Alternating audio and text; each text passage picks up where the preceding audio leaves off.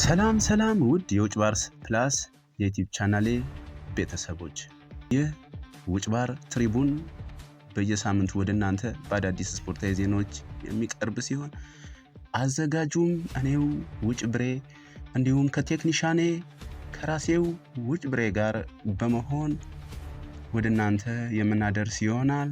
አዳዲስ ቪዲዮዎች ወዲያውና በፍጥነት እንዲደርሷችሁ የደውል ምልክቱን በመጫን ሰብስክራይብ አድርጉ፣ ቤተሰብ ሁኑ እንላለን። አብራችሁን ቆዩ። ኩልሱሬ እንኳን ደህና መጣ፣ እንኳን ደህና ቆየኝ ዘላለም። እንግዲህ ትናንትና በተደረጉት በሰሜን ለንደን ደርቢ ላይ ያጋጠሙ ክስተቶችን እናነሳለን። ለንደን ደርቢ እንግዲህ ዘላለም ሁሉም ሰው በሚያውቀው መልኩ የዓለማችን ትልቁ ደርቢ ለዘመናት ከዘመናት በፊት በጣም ከብዙ ዓመታት በፊት ጀምሮ አርሰናል እና ቶትናም ተላቀው ያውቁ አንስተን ነበረ። ስለ ለንደን ደርቢ ከጨዋታው በፊት አርሰናል ያሸንፋል ብዬ ነው ገምተናል፣ ሁለታችንም ራሳችን ስለነበር ማለት ነው። ዘላለም ለንደን ደርቢን ስንመለከት ትናንትና ታሪክ ተሰርቷል። ኤምሬትስም ፍጹም ኤምሬትስ ሳይሆን ካምፕኑን ነበር የሚመስለው። ቲፎ በጣም ይገርባል። የደጋፊዎቹ ሁይዝ ኢዜ ዘላለም ማን ነው ኢዜ ያለ? ኢብሪቼ ኢዜ ሁይዝ ዳት ኢዜ ኢዜም በሚገባ ማንነቱን አሳይቶታል። አርሰናልም ኢዜን ቀይሮ ሲያስገባው ሾው ሂም ሁ ዩ አር ብሎ ነው ሲመስለኝ። ዘላለም በሚገባ የ10 ቁጥር ተጫዋች እንደሆነ አሳይቷል ለቶትናም አሰልጣኝ ዴቪድ ሞይስ። ሄደ ደህና ተሳሳታለህ እንዴ? አይ አዲሱን አሰልጣኝ እስከዚህ ነኝ ስሙን ስለ አስጠላኝ ስሙን ማወቅ አልፈልግም ዘላለም። ለዛ እንጂ አውቃለሁ ስሙን አይደለም ስሙን አያቱ ማን ብላ እንደምትጠራው አውቃለሁ። በአያት ነው አንተ ደግሞ የምታውቀው? አዎ በአያት ነው ዘላለም። ወደ ለንደን ደርቢ እንመለስ። መመልከት ያለብን የሁለቱን ቡድኖች ጨዋታ ብቻ ነው። ለንደን ደርቢ አርሰናል ከቶትናም ሁልጊዜም የተለመደ ብዙ ጎሎች ይገባሉ። ይሄ ግልጽ ነው። 5-3 4-1 4-5 ትንሽ ጎል ገባ ከተባለ 4 ጎል ነው። ከየትኛውም ደርቢ ከላንክሻየር ደርቢ ከኤል ክላሲኮ ከየትኛውም አንተ ይሄ ደርቢ ከምትለኝ ደርቢ ከሁሉም ደርዘን ጎሎች የሚገቡበት ማራኪ ጨዋታ የምናይበት እግር ኳስን እንድንወድ ከሚያደርጉን ጨዋታዎች ግጥሚያዎች መሃል አንዱ ነው። ኤዜ ትናንትና ቶትናም ላይ ሃትሪክ ሰርቷል። በጣም ይገርማል። በእውነት በጣም ይገርማል። አሰልጣኙ ከጨዋታው ፊት በንዴት ዘላለም በንዴት ነው። በነገራችን ላይ ኤዜ ቶትናሞች ቀድመው ደውለውለት ሊያስፈርሙት ከጫፍ ደርሰው ላስብበት ባለ በቅጽበት ልዩነት ውስጥ ነው ሚኬል አርቴታ ደውሎለት የአርሰናል ተጫዋች 10 ቁጥር ተጫዋች እንዲሆን ያደረገው። የአርሰናል አካዳሚ ውጤት ነው ኢዜ። አዎ ለአርሰናል ትልቅ የሚባል ፍቅር አለው፣ በጣም ትልቅ። ቶትናም ኢዜን ያስፈረመው ቢሆን የሃሪኬን ታሪክ ነበር የሚደገመው። የአርሰናል አካዳሚ ውጤት ነው ሃሪኬን። ከዛን በቶትናም ቤት አይነኬ ተጫዋች ሆነ። ብዙ ጎሎችን አርሰናል ላይ ያሉታል።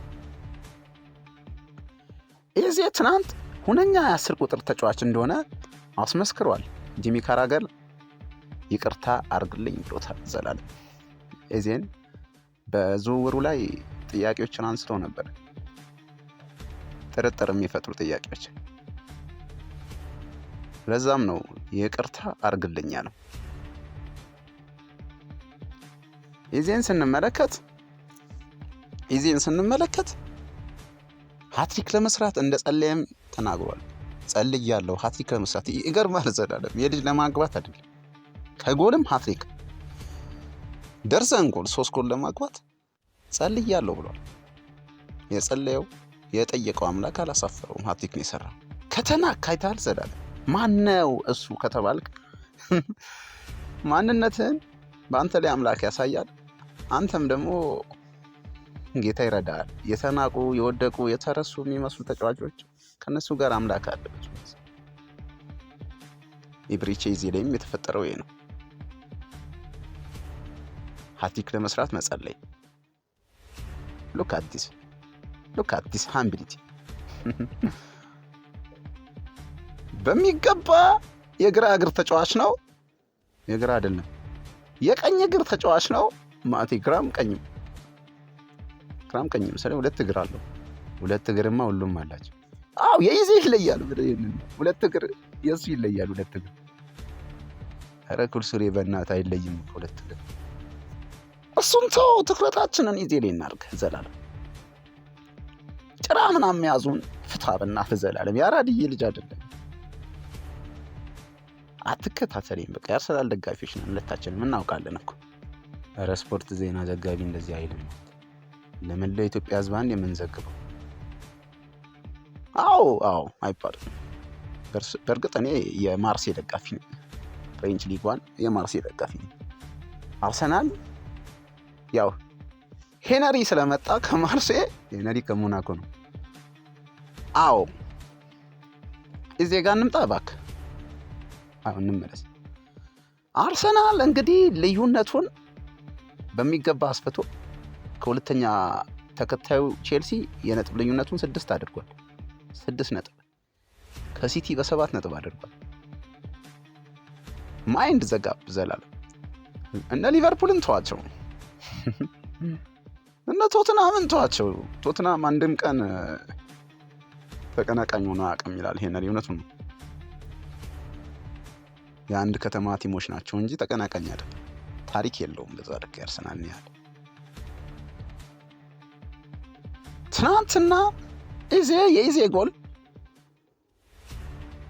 ታሪካዊ ነው። በነገራችን ላይ ሃትሪክ የመጀመሪያውን ሃትሪክ ነው የሰራው። ወላ እሱ የመጀመሪያ ጊዜ ሃትሪክ የሰራው ቶትናም ላይ ነው። ትልቅ ጌም ላይ he is a big game player ዘላለም። ይህን ስንል ትሮሳርድን ክሬዲት እየነሳሁት አይደለም። ሊያንድሮ ትሮሳርድ አርሰናል ኮንትራት ሊያቀርብለት ይገባል። የቁርጥ ቀን ልጅ እንደሆነ እያሳየ ነው። የማይደክም ፋይተር እንደሆነ እያሳየ ነው። በቢውልድ አፕም በስቴቨን ማርሌም ያጠቃል ዘላለም። ኧረ የጌታ ወራ አለ እንዴ? ምን አይነት ወሬ ጀመርክ? ስቲቭ ያደርጋል። ስቲቭ እኮ ማለት ስቴቨን የሚለው ቃል ስቲቭ ከሚለው ነው። ስቲቭ ማለት ይሄ ጠንክሮ መጫወት ሃርድ ወርከር መሆን። የራስህ ዲክሽነሪ ነው እንዴ ስቲቭ? እስቲ አፍን አትክፈት በእናትህ። ሊዮ ስሙ ምንድን ነው? ሊዮ አለበት ስሙ ላይ ሊያንድሮ ትሮሳርድ this means ሊዮኔል አንድሬስ ሜሲ። አንድሮና አንድሬስ የስም ኃይል አለ። ቅባት ያለው ስም ነው ታውቃለህ። የንጉሱን ስም ይዘህ እውነት ለመናገር አታፍርም። ምርጥ ተጫዋች ነው። በጣም የማይመስል አስጨናቂ ተጫዋች። አርሰናልን ስንመለከት አርሰናልን ሊያስቆመው ብቸኛ የሚችለው ራሱ አርሰናል ነው ብሏል ካራገር።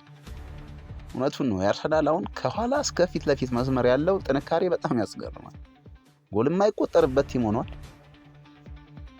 እንዴትም አድርገህ ጎል ብታስቆጥርበት ጎል በእጥፍ በደቂቆች ውስጥ የሚያገባበት ቲም ሆኗል። በቀለኛ ቲምም ነው። የራሱንም ማይከፍት ቲም ነው።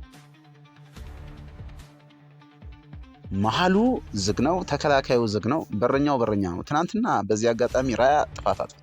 መውጣት አልነበረበትም። እንደሚመራ ቲም ነው የወጣው። 3-0 እየመራ የምትወጣው ምን ለመሆን ነው?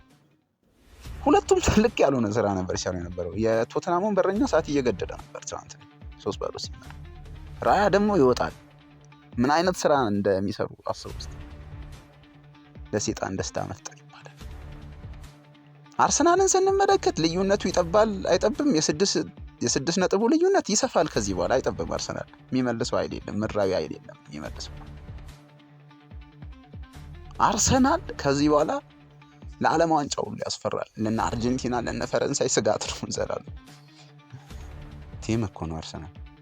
አዎ ግን ስጋት ነው ያስፈራል። አርሰናልን ሊያሸንፍ የሚችለው የፖርቹጋል ብሔራዊ ቡድን ነው። እሱንም ሲያርን ይዞ ከገባ ይዋረድ እንዘላለን። ብቻ ግን ይህንን ነጥብ አስቀጥሎ ይቀጥላል። መድፈኛው አይሰማም፣ ይቀጥላል። መድፉ ተተኩሷል። የተተኮሰ መድፍ እስኪያርፍ ድረስ አያርፍም። ከተከታዮቹ ጋፑን እያሰፋ ነው። 6 ነጥብ 7 ነጥብ ማለት 2 የተሸነፈ 1 ያቻ ከወጣ እንኳን አይደርሱብህም። እኩል ነው የሚሆነው፣ 1 ነጥብ ታገኛለህ። ነገር ግን ሁሉም እርስ በርስ ይገናኛሉ። አርሰናልም ከነዚህ ቶፕ 6 ቲሞች ጋር ይገናኛል። በዛ መሃል ነጥቡን የማስፋት እድል አለ። እዚህ ጋር ግን ስንመጣ በጣም የሚገርም ተጫዋች፣ ሁሌ ፊቱ ላይ ፈገግታ የማይጠፋ በጣም ኳሰኛ ተጫዋች ፓላስ ቤትም እያለ ደስ ይለኛል እና ኢዜ በሚገባ ራሱን አሳይቷል። ለጠላት የእግር እሳት ነው የሆነበት። እንደ ቶትናም አይነት ያለ ደርቢ 4-1 ሲሸነፍ 3ኛዋም ጎል የገባችው በምን እንደሆነ እናውቃለን። በአንደኛዋ ጎል የገባችው የቶትናም ብያለሁ የራያን ስህተት የኦናናን ስህተት ነው የሰራው ራያ ትናንትና። ዴቪድ ራያ ሳይሆን ዴቪድ ኦናና ነበር የሆነ መሰለኝ ትናንት በሷ ጥፋቱ። ብቻ ግን አርሰናል አስፈሪነቱን አጠናክሮ ቀጥሏል ዘላለም። ከዚህ በኋላ ምን ይፈጠራሉ የሚለውን አብረን የምናየው ነው የሚሆነው በፕሪሚየር ሊጉ ላይ። ከዛ ባለፈ ግን ስለ አርሰናል ምንም ማለት አንችልም። የአሸናፊ ሜንታሊቲ ያላቸው ተጫዋቾችን በቡድኑ ሰብስቧል። አሸናፊ ቲምም ነው። የዋንጫውም በጣም ትልቅ ግምት ተሰጥቶታል። ይበላል ብዬ አስባለሁ። ኢዜ በጣም ደስ ይላል።